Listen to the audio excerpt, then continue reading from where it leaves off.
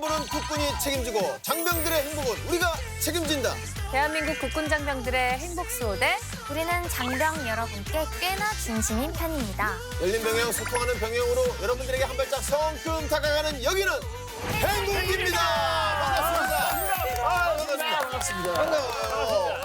네, 싱그러운 봄바람과 함께 오늘 행군기에도 아주 싱그럽고 상큼하고 스페셜한 분이 찾아왔습니다. 방과 후 행군 활동에 동참해주신 오늘의 스페셜 MC 앨리스의 공식 비주얼 올라운드 만능돌 소희 씨입니다.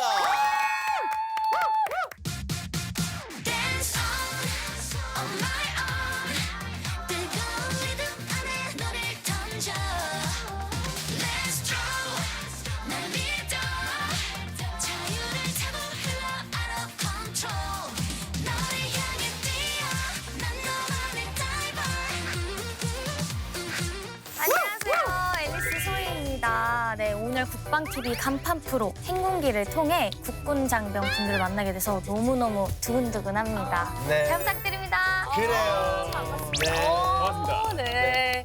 자, 우리 업계에도 아주 반가운 소식이 들려오고 있는데요. 올해도 국군 장병들의 밝은 미래를 지원하기 위한 프로젝트, 바로 국방 스타트업 챌린지 2023 국방 창업 경진대회가 개최된다고 합니다. 와우, 미래 창업 인재를 육성하는 그 대회 말씀이시죠? 맞습니다, 맞습니다. 오. 소희 씨, 네. 그거 아세요? 그 마시는 그 네. 링거 병에다가 이렇게 이거 가루로 이렇게 딱 넣으면은 입니다 하는 거. 저 그거 광고. 어제도 먹었어요. 그래. 진짜요? 네. 약국에도 팔고 편의점에도 팔고 네. 하는 제품이에요. 맞아요. 그게 바로 네. 이 국방 창업 경진대회 출신이에요. 아, 진짜요? 네. 우와, 대박이다. 우와. 네. 드셨지 말입니다. 네, 작년에는 인공지능이 논문을 번역해주는 AI 논문 번역기가 대상을 받았다고 하는데요. 올해는 또 얼마나 대박 아이디어들이 쏟아질지 궁금하네요. 네. 이게 무려 상금이 5천만 원. 5천만 원? 5천만 원이에요? 네. 그렇죠. 자, 이 상금뿐만 아니라 수상팀에게는 창업의 지름길을 쫙 깔아주는데요. 네. 워크숍 물론이고 전문가의 멘토링 지원되고요. 그리고 창업 인큐베이팅까지 지원을 한다고 합니다. 네. 와, 그럼 거기에서 당선만 되면은 뭐 창업까지는 한 큐에 해결이 가능한 거네요. 맞습니다. 자, 대한민국 현역 장병이라면 누구든 2인에서 5인의 팀으로 응모 가능한데요. 접수 기한은 4월에서 5월까지. 육해공 해병대 각 군마다 일정이 조금씩 다르니까 자세한 사항은 국방부 홈페이지를 확인해 주세요. 네, 우리 국군 장병 여러분 가슴속에 품고 있던 창업의 꿈 펼쳐보자고요. 자, 국방 창업 경진대회 지금 바로 도전해보시기 바랍니다. 자, 우리 장병분들의 도전을 응원하면서 오늘 행운기도 힘차게 시작해 볼까요?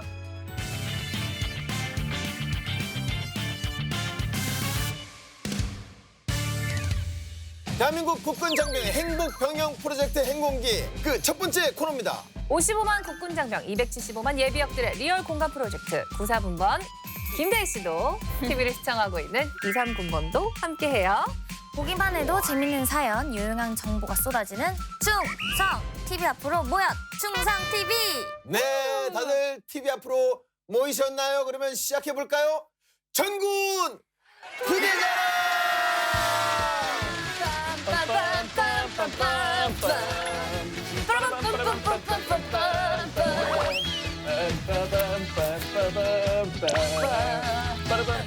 요즘 아이돌 춤인데? 정래추! 정래추! 오, 예! 자, 앉으시죠. 네. 네. 자, 오늘 부대 단 한 문장으로 정리가 가능합니다. 안 되면 되게하라! 자, 어떤 부대인지 아시겠습니까? 물론입니다. 이 구호 어떻게 모를 수가 있겠습니까? 그 다음 문장이 제가 알기로 사나이로 태어나서 한 번 죽지 두 번 죽냐일 것 같은데요. 소시도 아시죠? 물론 알죠. 어. 뭐든지 다 해줄 것 같은 부대. 그래서 얼마 전에 강철 같은 부대를 뽑는 프로에서 우승까지 해주지 않았습니까? 네. 결승전 최종 결과 육군 특수전사령부가 우승하였습니다. 대박! 근데 이분들이 직접 나오신다고. 그럼 이번엔 좀 특수하게 더 빨리 만나보고 싶은데요. 좋습니다. 네. 자, 그럼 바로 만나볼까요? 강한 무대 시즌2 우승에 빛나는 바로 그분들. 하늘과 땅, 산과 바다, 가장 위험한 곳에서 가장 핵심적인 임무를 수행하는 세계 최적의 대처불가 특전사 제9공수 특전 여단입니다. 자, 귀성부대 전우들 나와주세요. 네, 어서 오세요. 네, 이쪽으로. 네. 우와, 오, 포스가. 오, 네, 달라요. 멋있어요.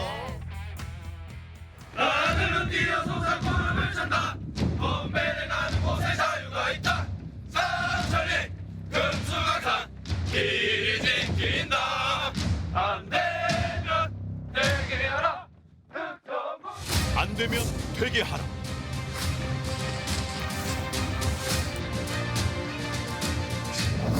우리가 귀성이다. 가장 위험한 곳에서 가장 핵심적인 임무를 수행하는 전략적 신속 대응 부대. 충성 한 가닥에 목숨을 걸고 몸과 마음을 철석같이 닦는 세계 최정의 대체불가 특전사 제9 공수특전 여단입니다.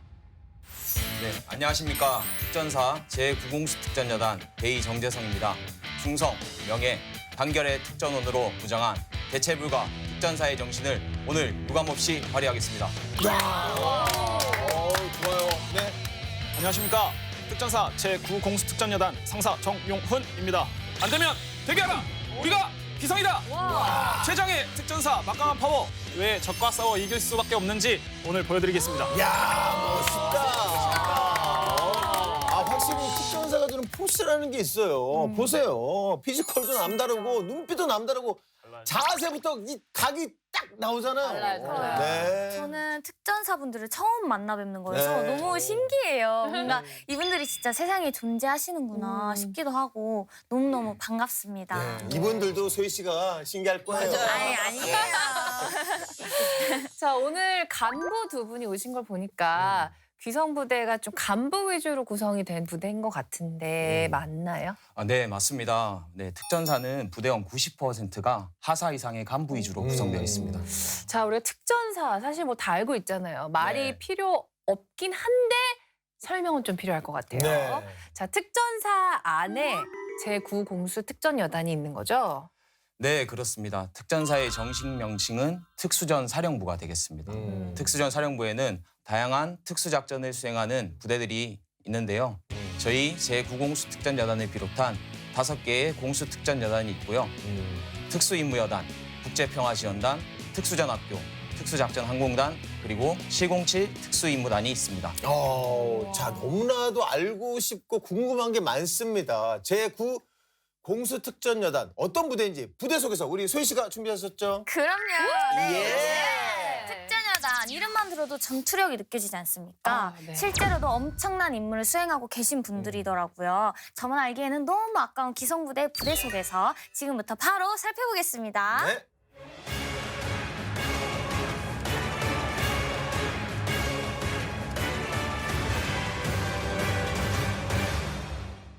제9공수 특전여단, 애칭은 귀성부대입니다. 창설일은 1974년 10월 1일 인천시 부평구에서 창설되었고 현재는 남동구에 위치해 임무와 역할을 다하고 있습니다. 특전사의 신조는 다들 아시죠? 안 되면 되게 하라입니다. 네.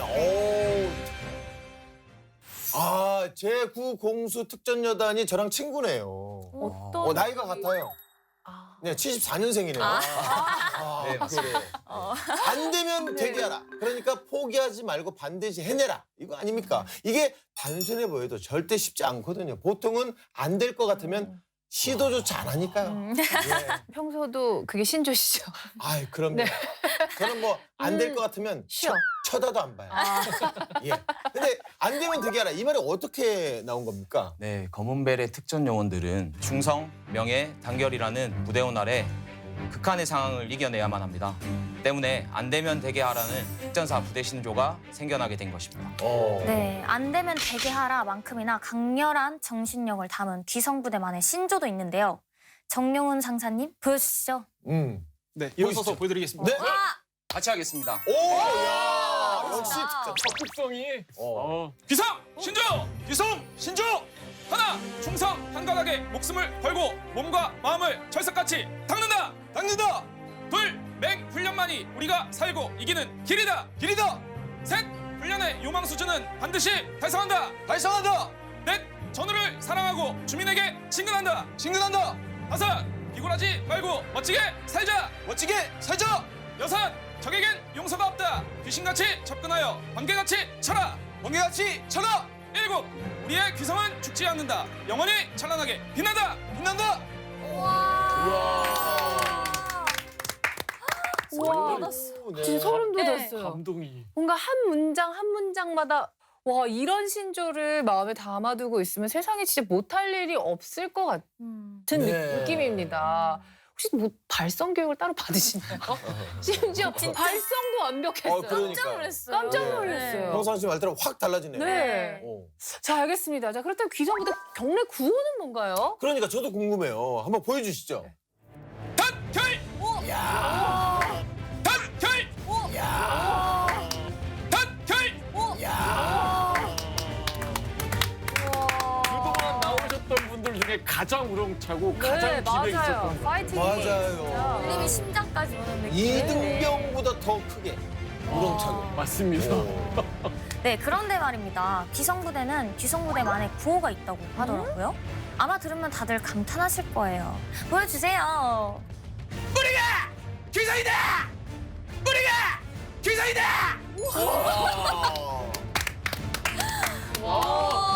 진짜 깜짝 놀랐으니까. 너무 멋있어. 우리가 귀성이다. 그러니까 약간 나 귀성이야. 약간 어. 설명 끝. 뭐 더 설명할 게 있나? 약간 이런 느낌인 것 같아요. 네. 자신감 느껴지는 구호. 자 일단 나는 귀성이다. 이거 어떤 의미의 구호예요? 부대원의 사기와 단결력을 보여주는 구호인데요. 우리가 바로 귀성부대원이다라는 자긍심의 표현이기도 합니다. 귀성이다. 좋아요. 좋은데 네. 귀성이 무슨 뜻인지 사실 모르겠어요. 네, 짐작이 안 가요. 좌청룡, 우백호, 남주작, 북현무 이 사방신이 있는데요. 이 중에서 주작과 관련이 있습니다. 주작은 7개의 별 중 가장 빛나는 두 번째 별을 이 기성이라고 부릅니다. 그렇다 보니까 기성은 영원 불멸의 불사선 같이 항상 승리한다는 의미를 가지고 있습니다. 그렇군요. 제가 생각하는 주작이 아니군요. 예. 아닌 것 같습니다. 예. 사방신 주작에서 이름을 따왔군요. 네, 맞습니다. 예, 어쩐지 신들린 활약을 보여주더라니. 야, 멋있습니다. 네, 부대 속에서 계속 살펴볼까요? 네, 귀성부대의 신들린 세계관은 부대 마크에서도 잘 드러납니다. 부대 마크가 예사롭지 않아요. 보시면 네, 이게 약간 도깨비 같기도 하고. 네. 도깨비인데요? 도깨비 뭐예요? 네, 맞습니다. 기성부대의 기는 귀신의 기를 상징을 하는데요. 신출기모라는 도깨비를 여단의 상징으로 제정했습니다. 아, 그렇구나. 근데 저 뭐 도깨비한테 잘못 걸렸다가는 그냥 큰일 날 것 같거든요. 이마에 왕자로 새기고 여기 보니까 여기 날개가 또 흰색이잖아요. 이거 연륜이 엄청 쌓였다. 뭐 이런 건가요? 네, 날개 맞습니다. 이 얼굴 좌우에 보이는 뻗어있는 날개가 신출기모라는 특전 부대원을 상징하고요. 네. 그리고 도깨비 머리 위에 낙하산 있죠. 낙하산 또한 신출기모라는 특전 부대원을 상징하게 돼 있습니다. 저는 수염인 줄 알았어요. 수염 같지 않아요? 하얀 수염. 이 도깨비 마크의 이마에 있는 왕자 때문에 왕도깨비 부대라는 별명도 있습니다. 특히나 이 도깨비의 눈이 압도적이지 않습니까? 이건 천리안을 상징하는데요.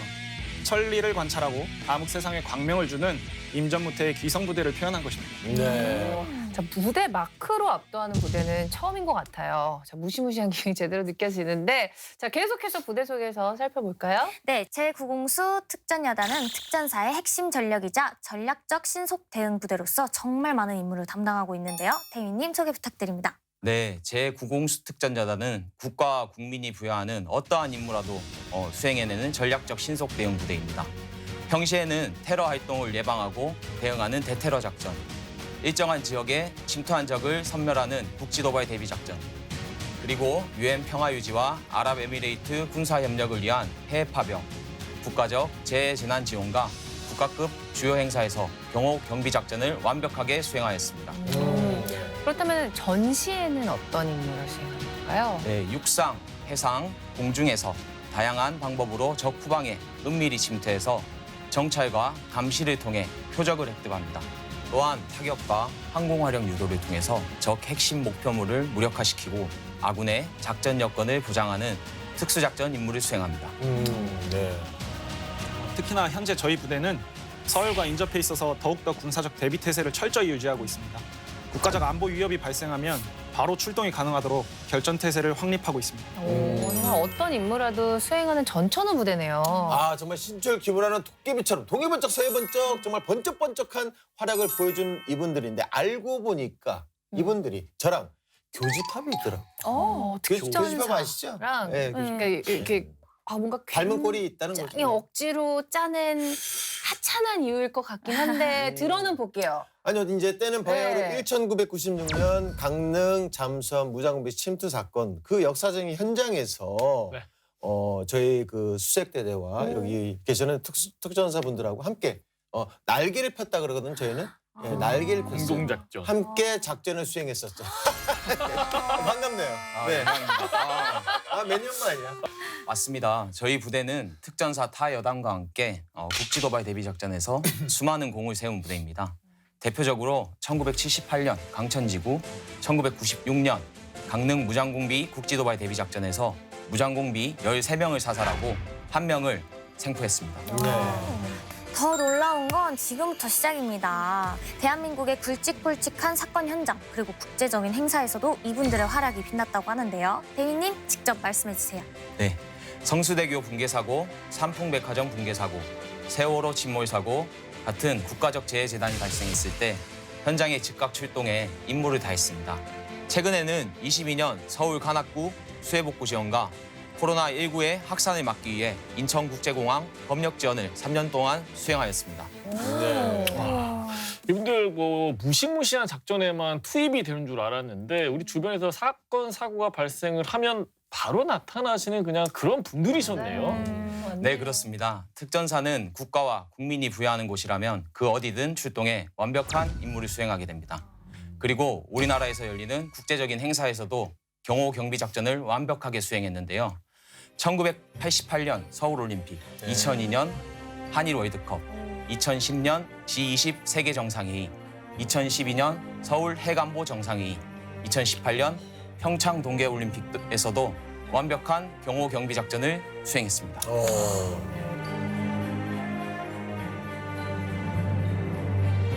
지금 곧 우리나라가 국제적인 행사를 무사히 마칠 수 있었던 것도 이분들의 보이지 않는 활약이 있었기 때문이네요. 네, 하지만 그렇다고 이분들이 보이지 않는 곳에서만 활약을 하는 게 아니라 아주 대놓고 활약하는 분이에요. 예, 다들 아시죠? 이 10월 1일 국군의 날 같은 국가적인 행사가 있는 날 공중에서 왜 막 태극기 펼치고 예? 그리고 막 쫙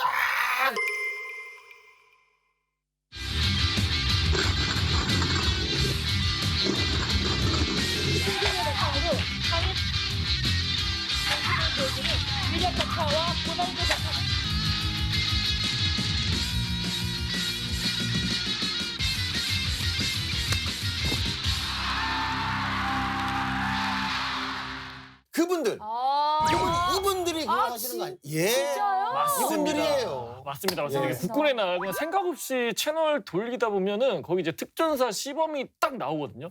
바로 채널 고정을 하게 될 수밖에 없어요. 정말 멋있는. 맞습니다. 근데 올해 제75회 국군의 날엔 우리 귀성부대가 시범부대로 선정이 됐다고 합니다. 우와. 박수 한번 주세요. 대단해요. 네. 저희 부대가 시범부대로 선정된 건 올해로 9번째입니다. 시범부대로 선정이 되면 특전사의 위상을 보여줄 수 있는 다양한 전투 기술을 선보이게 되는데요. 저희는 이번에 무술 시범을 선보이게 됐습니다. 그래요? 무술쇼 그냥 무술도 아니고 왠지 특공 무술일 것 같은데 특전사니까 그렇죠. 네. 자, 근데 특공 무술이 진짜로 특전사에서 생긴 무술이라고 그래서 특공 무술이라고 하던데 맞아요? 네, 그렇습니다. 특공 무술은 근접 전투 상황에서 장비 없이 맨몸으로 적을 제압할 수 있는 실전적인 종합 무술입니다. 그리고 이 특공 무술은 1978년 특전사에서 창시됐습니다.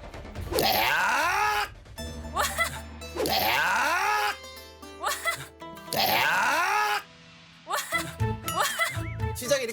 하나요? 특공 무술인가요? 네, 정확하게 알고 계십니다. 예. 저도 했었죠. 아, 그런가요? 예, 저희도 특공 무술 했었어요. 이거 맞아. 이거 맞아요. 이렇게. 아. 장난감 이런 거 아닌가? 장난감. 약간 아니야. 특공 무술이야. 특전사에 가면 특공 무술 배울 수 있나요? 네, 특수임무를 맡는 병력이라면 반드시 특공무술을 숙달을 해야 됩니다. 아. 특전사에서는 특수임무 요원들의 전투 역량을 강화하려고 매년 특공무술 경연대회를 진행하고 있습니다. 그리고 지도자 교육 프로그램을 만들어서 전문 교관도 양성하고 있고 육군 공인 자격증을 신설하는 등 꾸준한 위상을 높이고 있습니다. 그러면 두 분도 당연히 특공 무술을 하시겠네요. 네, 정용훈 상사가 부대 대표 인간 병기인데요.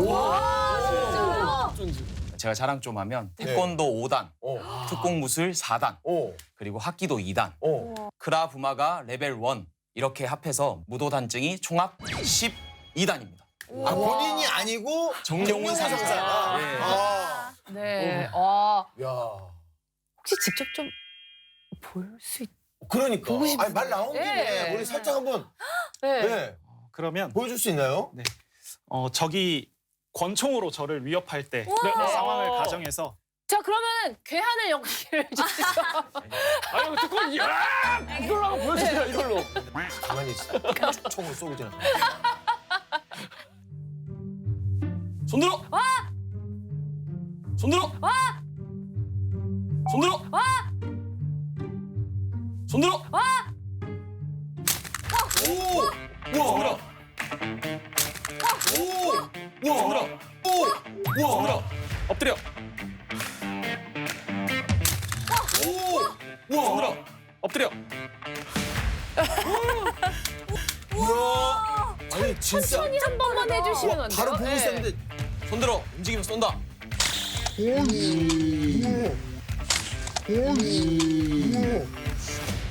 와, 멋있다. 이거 잘못하면 손도 부러질 것 같은데. 아니 와 말이 안 나온다. 아니 근데 네. 정말로 이 정도 실력이시면 국군의 날 행사에서 거의 그냥 메인급 아닐까 싶은데요. 원샷 정말 많이 잡혀줄 것 같거든요. 저는 국군의 날 행사 관련해서 무술 시범을 하는 장병들을 교육하는 TF 교관입니다.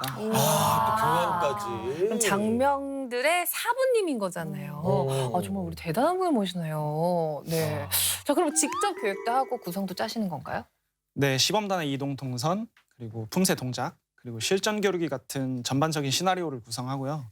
완벽하게 시범을 보일 수 있도록 병력들을 교육시키고 있습니다. 와, 올해 10월 1일 국군의 날 잊지 않고 꼭 챙겨보겠습니다. 네. 자, 전군 부대자랑 귀성부대 활약이 여기서 끝이 아니라고 합니다. 맞습니다. 전국구를 넘어서 세계로 뻗어나갑니다. 특히 우리 특전사는 해외에서도 인정하는 부대라고 하는데요. 세계 어디든 도움이 필요한 곳에서 파병 활동을 하고 있거든요. 어디 파병가요? 어디 지금 무슨 파병가요? 또 뭐? 야, 어디 파병도 가요? 네, 맞습니다. 특전사는 국민의 군대로서 세계 평화 유지에도 힘쓰고 있습니다. 특전사 장병들이 과거 동티모르 상록수 부대, 이라크 자이툰 부대에서 활약을 했었는데요. 현재는 레바논 동명부대, 남수단 한빛부대, UAE 아크 부대에서 활약을 하고 있습니다. 올해도 아크 21진에 우리 부대 30여 명이 선발되어 임무를 수행할 예정입니다. 그러면은 그 특전사에 복무 중인 부대원들 중에서 인원을 선발을 해서 파병을 보내는 거네요.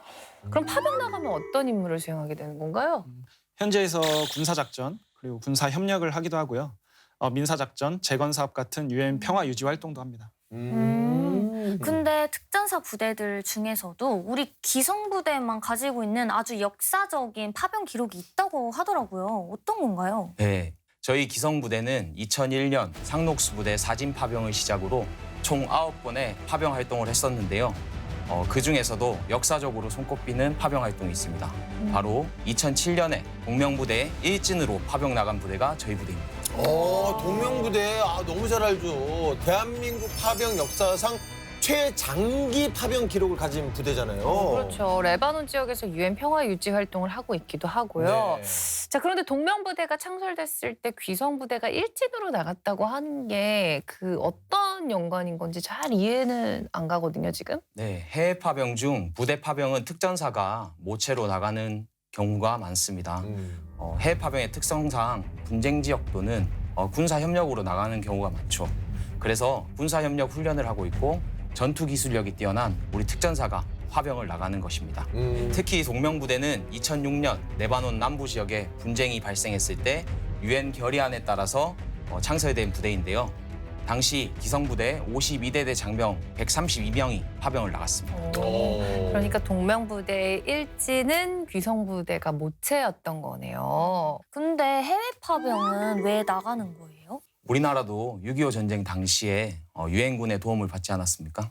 이제는 대한민국이 국제사회의 일원으로서 과거 우리가 받았던 도움을 어려운 나라에게 베풀며 그 역할을 수행해야 한다고 생각합니다. 지금 이 시간에도 파병 장병들은 해외에서 구슬땀을 흘리며 임무를 수행하고 있습니다. 네. 자, 앞으로 국내뿐만 아니라 해외에서도 대한민국의 위용을 떨칠 귀성부대의 활약 응원하게 되는데요. 네. 기성부대는 앞으로도 국가와 국민이 부여한 임무는 완수해낼 것이고 특전부대의 위상을 높여나갈 것입니다. 멋있습니다. 네. 자, 오늘 전군 부대자랑 귀성부대 편은 여기까지입니다. 아, 근데 너무 아쉽죠. 네. 저 너무 아쉬워요. 그래서 다음 주에 더 특별한 걸 준비했죠. 네, 너무나도 알찬 시간 준비했으니까요. 다음 주에도 만나요. 네. 전군 부대자랑 다음 주 일요일에도 저녁 8시에 TV 앞으로 모여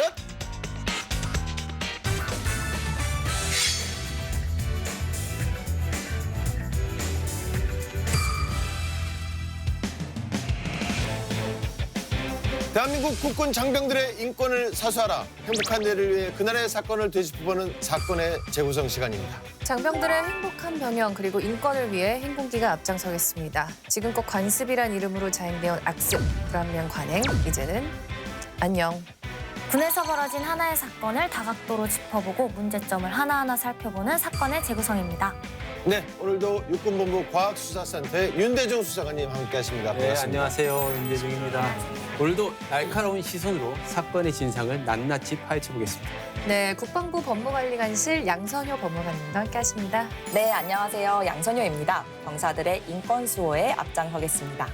자, 그럼 오늘의 사건 바로 만나보겠습니다. 네. A 병사의 입에 무언가를 집어넣은 다음에 뱉지 못하도록 입을 막아버리는데요. 그건 바로 살아있는 오, 참. 오, 참. 그걸 왜 입에 넣어요? 이 사건 제대로 한번 조사해봐야 되겠죠? 네.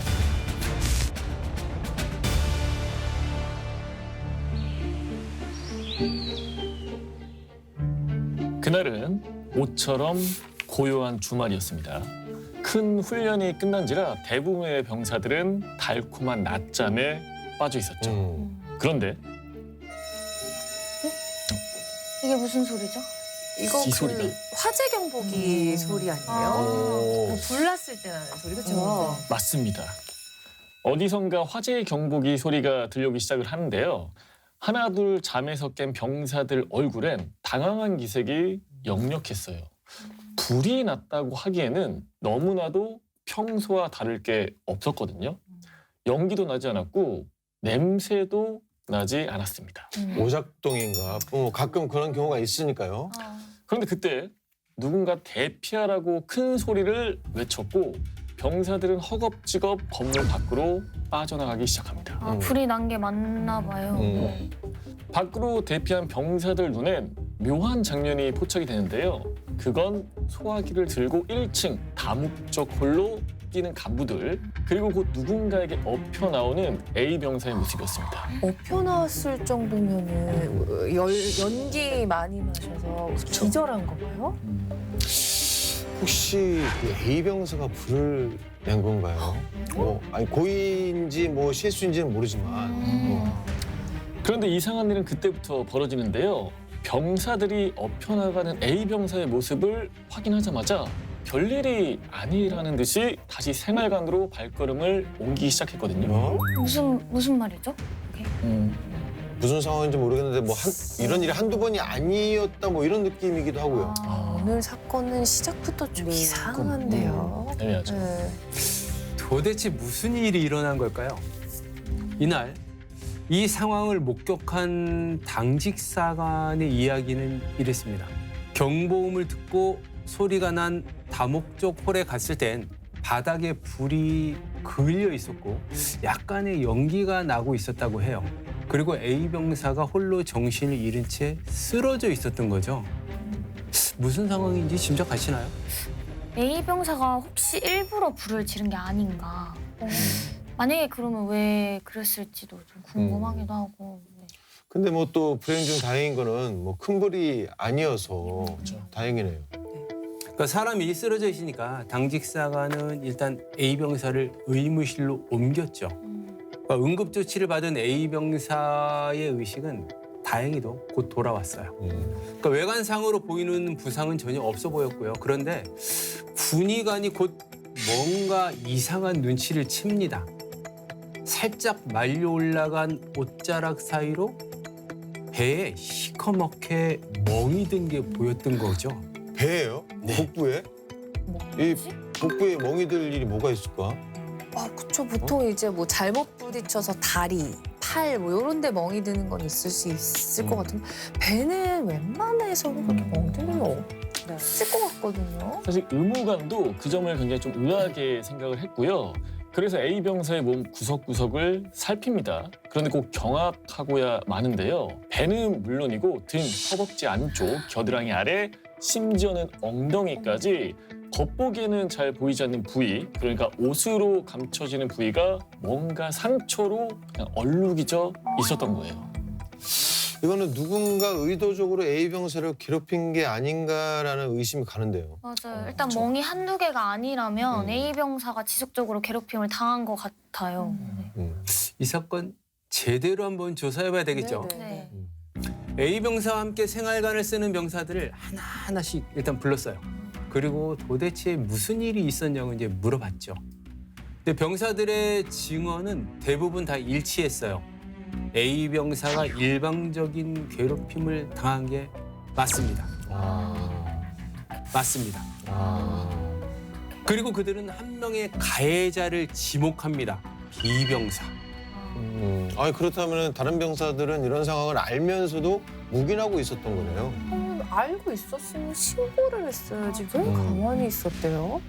맞아요. 담당 간부도 똑같은 걸 물었어요. 왜 신고 안 했냐? 그랬더니 병사들은 모두 똑같은 대답을 하는 겁니다. 그랬다가 제가 당하면 어떡합니까? 충격적인데요. 이거 약간 요즘에 그 드라마 더글로리 다 보셨죠? 그런 느낌으로 집단 폭력 이런 느낌 아닐까요?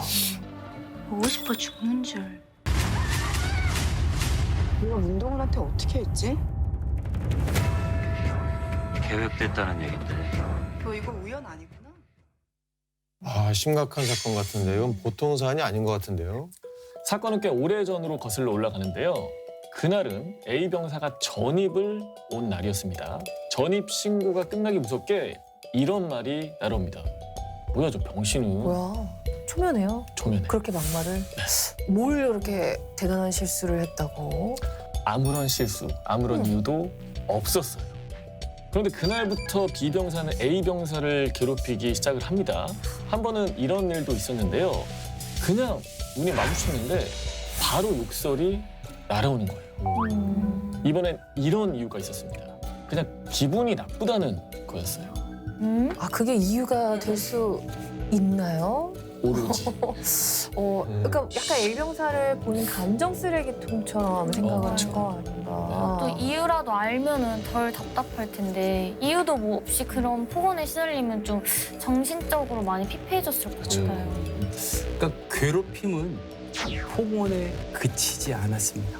B병사는 유독 A병사에게 이상한 지시를 했어요. 그러니까 충성마트 출입을 금지시킨다던가 일과 후에인 휴대전화를 사용하지 못하게 아주 빼앗아 버렸죠. 아니 본인이 뭔데 지가 뭔데 그런 명령을 해 간부도 아닌데 아니 설령 간부라고 해도 이런 지시를 내리면 안 되잖아요. 이거는 명백한 뭐 인권 침해 아닙니까? 그러니까 훗날 A 병사의 진술에 따르면 이 정도는 그래도 견딜만 했다고 합니다. 뭐 이런 걸 견딜 수 있다고 하는 것 자체가 좀 마음이 아프네요. 네. 그런데 어느 날 A 병사를 충성마트로 불러낸 B 병사. 그러더니 이런 말을 꺼냅니다. 야, 너 요즘에 너 단백질 부족하지? 그래 내가 간식 준비해 왔어. 잠깐만 눈 좀 감아봐. 이거 너무 불안해요. 눈을 왜 감으라고 하는 거죠? 간식이 뭐 꿀밤 뭐 이런 거 아니겠죠? A 병사의 눈을 가린 B 병사. A 병사의 입에 무언가를 집어넣은 다음에 뱉지 못하도록 입을 막아버리는데요. 이게 뭘지 혹시 짐작이 가시나요? 아 짐작하고 싶지 않을 정도로 이거는 듣고 싶지 않고 불안하네요. 네? 그건 바로 살아있는 나방이었어요. 나방이었어요. 아니, 그걸 왜 입에 넣어요? 이 미친 아니야? 네? 아니 이 사람이 할 짓이 있고 못할 짓이 있지 이게. 예? 몸서리를 치고 그것을 뱉어낸 A 병사. 그러다 바로 어이없게도 B 병사의 주먹이 날아갔고 주먹은 곧바로 명치를 강타했습니다. 그리고 나아가 구타는 10여 분간 계속됐습니다. 아 이거 듣는 것만으로도 좀 너무 힘든 것 같아요. 네. 이거 너무 이 정도면은 사람이 아니고 뭐 악마죠 악마. B 병사의 만행은 여기서 끝나지 않았습니다. 이제 시작이었어요. 근데 다른 병사들이 말려야 되는 거 아니에요? 이게 괴롭히는 걸 목격하고도 아무도 말리지 않는다는 게 문제는 B 병사를 말렸다간 그 괴롭힘의 화살이 본인에게 돌아올 것 같았거든요. 그 모습을 목격한 병사들은 황급히 자리를 떠납니다. 아 완전 사이코패스네. 예? 그 매일매일이 지옥일 거 아니에요. 의지할 사람 하나 없고 이게 반복되면은 정말 사람이 무기력해지죠. 네, 다른 병사들도 B 병사 못지않은 가해자라고 생각을 해요. B 병사가 A 병사 괴롭히는데 그 무언의 동의를 한 거잖아요. 그럼요. 네. B 병사의 괴롭힘은 평일, 주말 그리고 밤과 낮을 가리지 않았습니다. 평화롭던 어느 토요일 오후에 이번엔 B 병사가 A 병사를 다목적 홀로 불러냅니다. 계속 괴롭히는 거예요. 그리고는 이거를 꺼냈는데요. 이거 손소독제잖아요. 이걸로 뭘 하려고? B 병사는 손소독제 뚜껑을 열고 바닥에 잔뜩 뿌립니다. 그리고는 툭 뭔가를 A 병사 발 앞에 던지는데요. 그건 라이터였어요. 그리고 하는 말이 야, 그 손소독제에도 불 붙는다며. 뭐 신기하지 않냐? 해봐. 불 붙으면 네 손바닥으로 꺼. 비병사는 이게 미친 게 확실하네 이거. 아니 이거를 어떻게 그래? 이런 말도 안 되는 지시에 처음 A 병사는 격렬하게 거부 의사를 표현합니다. 하지만 돌아오는 건 주먹이었고요. 한참을 폭행당하던 A 병사는 결국에 자포자기한 상태로 불을 붙입니다. 불씨는 순식간에 달아올랐고요. 그걸 지켜보던 B 병사는 얼른 불을 끄라는 말만 남긴 뒤에 홀을 싹 빠져나가 버립니다. 진짜 너무 끔찍해요. 지금 무슨 말을 해야 될지도 모르겠고 너무 온몸이 다 떨리는 것 같아요. 진짜. 그러니까 혼자 아둥바둥 애쓰던 A 병사는 불을 다 끄고 나서야 의식을 잃고 쓰러져 버렸던 거죠. 그러니까 불행인지 다행인지 이 화재 덕분에 A 병사에 대한 B 병사의 집요한 가혹행위가 알려지게 된 거고요. 자, 이 사건 여러분들은 어떻게 생각하십니까? 근데 중요한 거는 아무 이유가 없다는 거죠. 기분이 아까 나쁘다고 했다고 했나? 그냥 사이코패스 같아요. 맞아요. 아직까지 이런 일이 군에서 일어날 수 있나 이런 생각도 안 들어요. 그러니까 요즘 시대에 네. 예? 요즘 시대에 이게 말이 돼요 이게.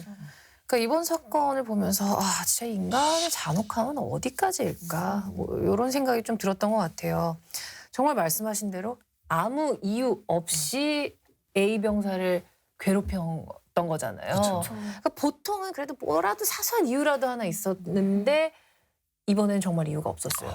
그러니까 도대체 왜 B 병사는 아무 이유 없이 A 병사를 괴롭혔던 걸까? 그러니까요. 그러니까 A 병사가 이유 없이 샌드백이 된 상황인데 그냥 자기 기분 나쁘다고 욕하고 괴롭히면 진짜 답이 없잖아요. 그쵸. 정말 진짜 왜 그런지 너무 궁금해요. 저는 왜? 정말. 왜 괴롭혔을까요? 이런 사람들은 세티즘성 인격장애라고 얘기해서 가학적인 성격장애가 있는 사람들이 많아요. 이런 사람들은 이렇게 병리적 패턴을 보면 상황을 통해서 일관된 방식으로 삶 전체에 걸쳐서 지속적으로 잔혹하고 잔인하게 공격적인 행동을 해요. 그러니까 폭력과 학대는 목적을 달성하기 위한 수단으로 사용하는 거고요. 단순히 이제 즐거움을 위해서 다른 사람들을 지배하려고 이런 행동을 하는 거죠. 이런 사람들은 다른 사람들에게 강압적인 행동을 보여주면서 본인들의 의지를 강요하는 게 보통 일반적인 패턴이고요. B병사가 바로 그런 병사죠. 아니 근데 B병사는 A병사랑 눈을 마주치기만 하면 그냥 본인이 기분 나쁘다라는 이유만으로 육두문자가 섞인 온갖 욕을 그냥 쏟아낸 거잖아요. 그것도 그냥 같은 맥락인 건가요? 그러니까 B병사는 반사회성 성격장애의 전형적인 사례이기도 해요. 범죄학적으로 보면 사이코패스나 소시오패스하고도 좀 관련이 있고요.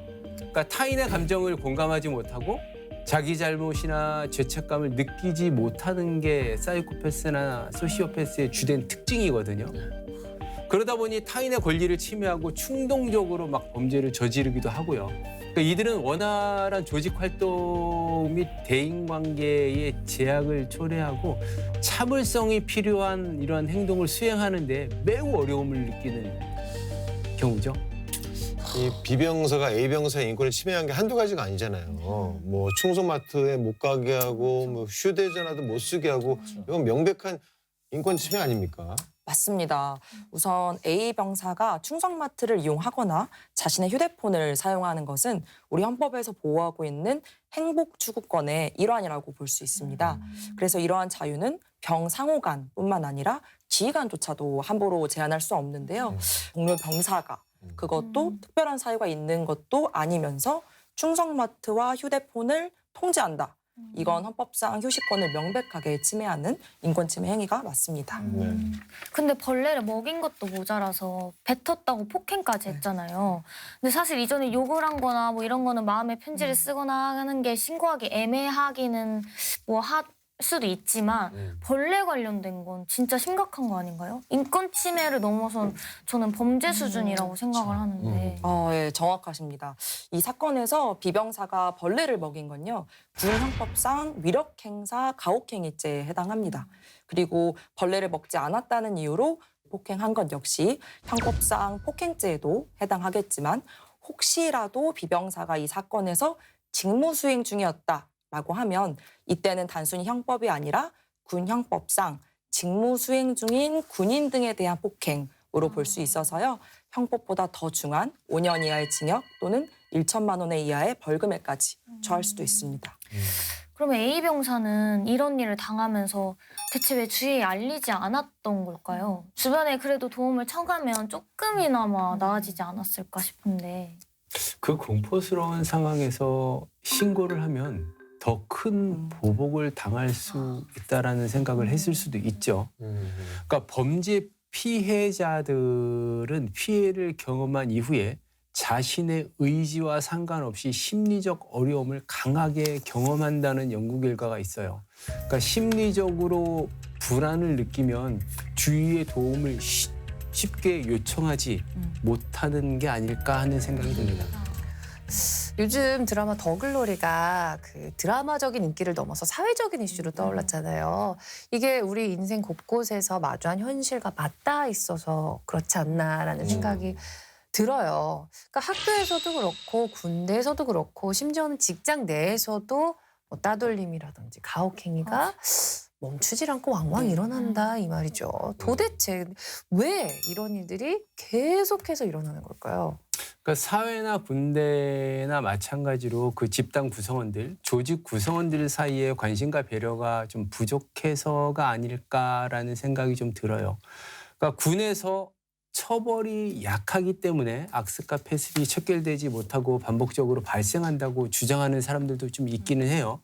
근데 제 생각에는 군 문화나 조직 문화가 지금처럼 개선되어 가고 있다면 따돌림이나 가혹행위 같은 것들은 조만간에 없어질 거라고 생각은 합니다. 비병사가 이 저지른 가혹행위들이 너무 잔인해서 정말 충격적인데 혹시나 이 모방 범죄가 일어나지 않을까 또 걱정이 되기도 하거든요. 다소 그런 면이 없지 않아 있어요. 그러니까 지금 이 영상을 보고 있는 국군 장병 여러분들은 과연 어떤 생각을 하고 있을까요? 나도 한 번쯤 모방 범죄를 해볼까 하는 생각이 들까요? 아니면 순간의 실수로 인생을 망치겠구나 하는 생각을 할까요? 조심해야죠. 그러니까 순간의 실수가 자신뿐만 아니라 부모님 가슴에 대못을 받고 사회적으로 큰 파문을 불러올 수 있으니 절대로 하면 안 됩니다. 이번 사건에서 정말 아쉬운 부분이 또 있어요. 그 주변에서 A병사가 괴롭힘을 당하는 걸 모를 수가 없었는데 아무도 말리지 않았어요. 뻔히 이 상황을 알면서. 그렇다면 왜 다른 병사들은 A병사가 B병사에게 괴롭힘을 당한다는 걸 알면서도 말리지 않았던 걸까요? 무섭고 두려운 거죠.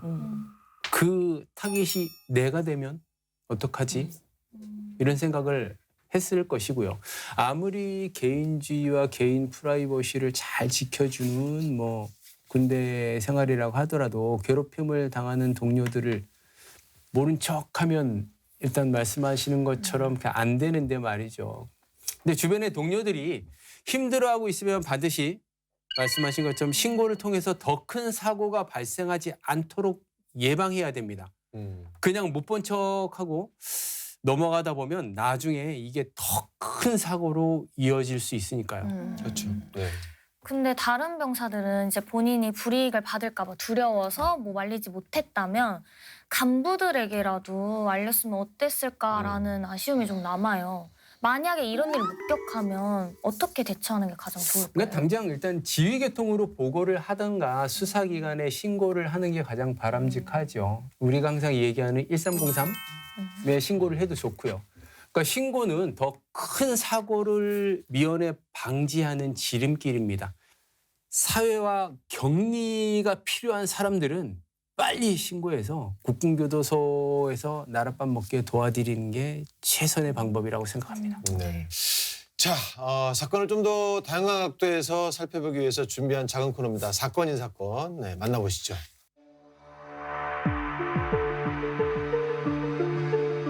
이번 사건은 선임 병사가 업무 숙지를 이유로 후임 병사들을 괴롭힌 사건입니다. 사건은 바로 행정반에서 발생했는데요. 행정반 내 최고 선임인 가병사는 후임 병사들에게 일명 마우스 킬러라고 불렸습니다. 마우스 킬러? 마킬? 일단 뉘앙스가 벌써 좋지 않네요. 네.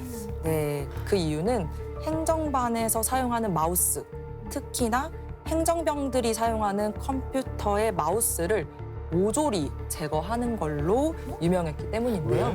마우스가 없으면 익숙지 않은 사람들은 엄청 불편할 그렇죠. 텐데. 그렇죠. 행정반은 문서 작업 많이 할 텐데 마우스 없이 어떻게 작업을 하죠? 무조건 필요하죠. 네. 네, 그건 바로 문서 작성 시에 단축키를 사용하게 되면 문서 작성 속도를 높일 수 있다는 점입니다. 아시겠지만 대표적으로 저희가 자주 쓰는 단축키가 Ctrl C, Ctrl V 다들 아시잖아요. 이건 알죠. 카피, 복사. 그렇죠, 네네네. 그렇죠. 네, 그런 식으로 단축키들을 활용할 것을 지시한 겁니다. 그래서 단축키 사용이 익숙하지 않은 신입들에게는 당연히 괴로울 수밖에 없는 지시였고요.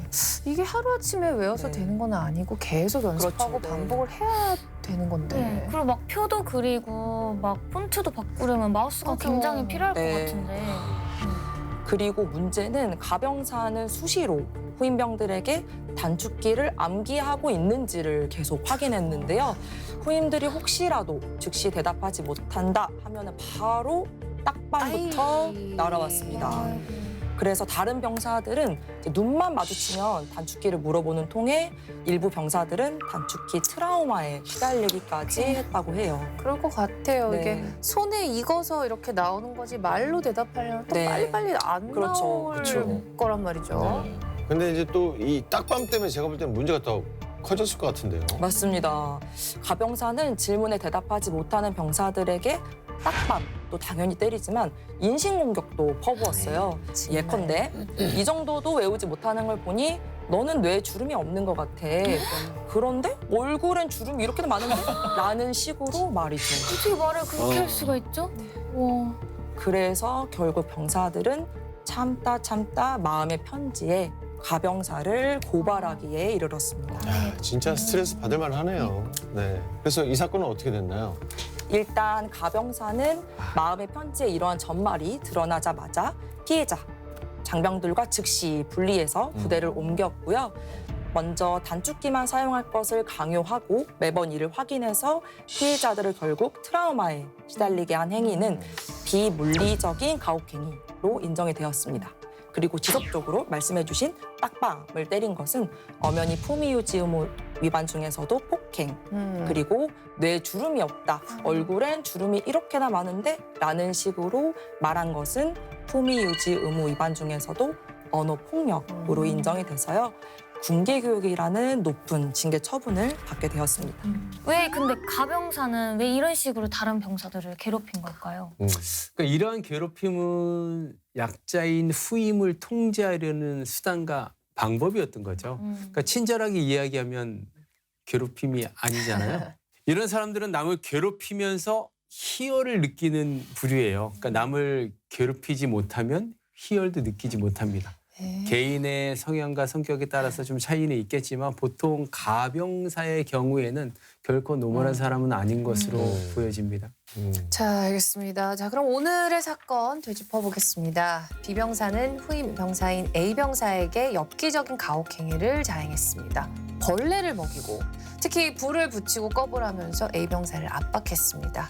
자, 이런 명백한 가혹행위 어떤 처벌을 받게 될까요? 일단 억지로 벌레를 먹이고 불을 붙이라고 협박까지 하는 것은 군형법상 위력행사 가혹행위죄에 해당하는데요. 이는 3년 이하의 징역 또는 700만 원 이하의 벌금에 처할 수 있습니다. 그리고 다목적실에서 불이 이제 크게 번졌을 때 B병사 같은 경우에는 A병사를 그냥 내버려두고 갔잖아요. 그동안 이제 가혹행위를 한 것 말고도 이것도 처벌 사유 아닌가 싶은 거고 또 이제 본인 때문에 불이 나는데 본인은 속 도망치고 A병사만 그 위험한 곳에 혼자 방치를 한 거잖아요. 그렇습니다. 이 부분은 이 사건에서 저는 가장 큰 문제라고 생각을 하는데요. 일단 B병사가 A병사에게 다목적 홀에서 불을 붙여봐라 라고 지시한 것은 현주건조물 방화죄가 문제될 수 있습니다. 그리고 또 한 가지 검토해야 할 문제는 이 영악한 B병사가 본인이 직접 불을 붙이진 않았잖아요. 네, 이 사건에서 B병사는 A병사에게 끊임없이 불을 붙여보라고 명령 그리고 지시를 하였으므로 현주건조물 방화죄의 교사범이 문제가 될 수 있을 것 같습니다. 참고로 교사범은 정범과 같은 형으로 처벌을 받기 때문에 무기징역 또는 3년 이상의 징역에 처할 수 있는 대단히 중대한 범죄입니다.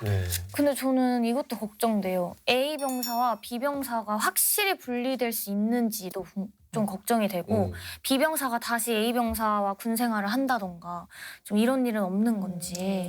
예, 물론입니다. 법무나 군사경찰 계통으로 피해 신고가 접수가 되면 저희가 가장 먼저 하는 조치는 바로 가해자, 피해자의 분리입니다.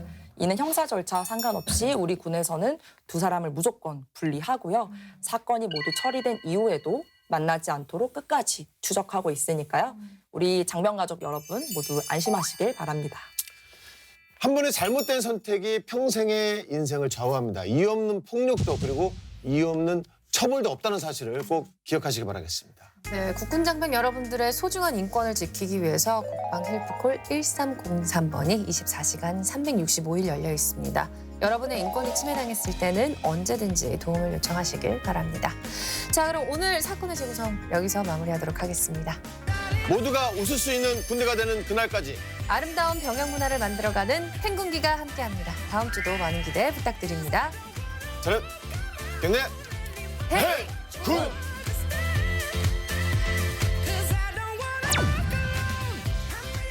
이름하여 대신 물어봐드립니다. 가장 궁금한 이야기 Y 특전사 편입니다. 자, 따라합니다. 안 되면 이겨라. 안 되면 대결하라. 안 되는 질문 없다. 어떤 질문 없다. 안 되는 질문은 없다. 어떠한 질문이든 답변하겠다. 질문 진행시켜.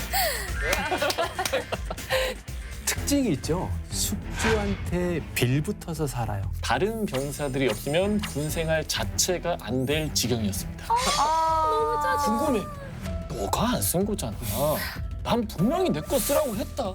너도 내 거 쓰라니까. 쉐어, 공유 쉐어. 알지? 이런 건 왜 니께 내 거고 내게 네 거야? 니 건 네가 쓰고 내 건 내가 쓸게. 이게 무슨 말이야 이게?